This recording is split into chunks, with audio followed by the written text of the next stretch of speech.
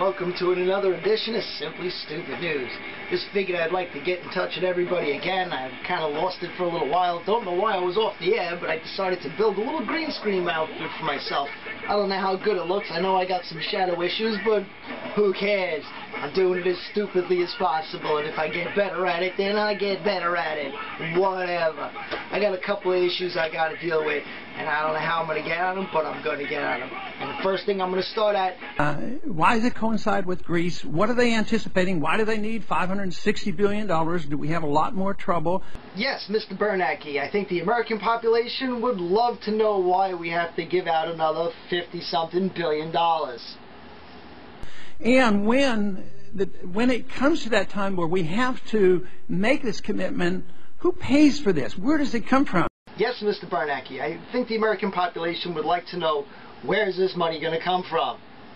Will this all come out of the printing press once again, and we are expected to bail out the world? As an American, I think we should bail out ourselves.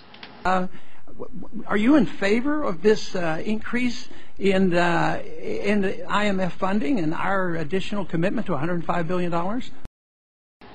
We're giving $105 billion to other countries? What about this country?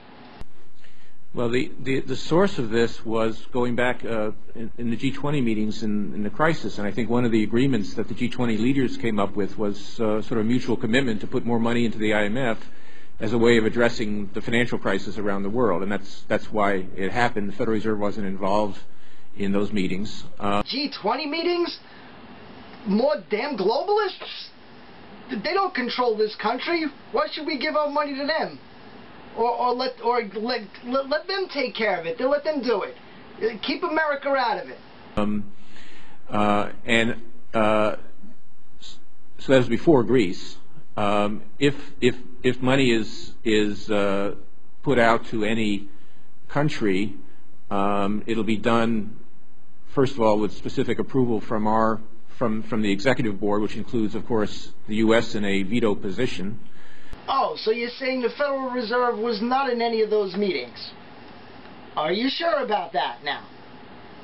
And with conditionality, that is, the country has to meet certain conditions. So it's the G20 leadership... Screw the G20 leadership. Stop giving away American taxpayers' dollars to anybody you feel like giving it to. Apparently has agreed that this is a way to provide credit to avoid fiscal or exchange rate crises in countries around the world. Oh, so the globalists in the G20 summits, the big global bankers, actually decided to borrow money from the federal government to the tune of $105 billion to hand over to the IMF. Okay, I get a little bit of it. I don't like it, but it's my tax dollars, you asshole. Yeah, but do you think this is a good idea? You agree with that we should make this commitment? I think in general that having the IMF available to try to avoid crises is a good idea, yes. Again, where will the money come from? Yeah, where will the money come from? Better not come from my tax pocket, and unfortunately it did. I want it back. This is our problem in this country. We're bankrupt too. And also along this line, do you feel like, you go along with this commitment, what are we going to do when a state gets under the gun, like California and others? I mean, they're approaching the state that Greece is in. I mean, we can't turn down California.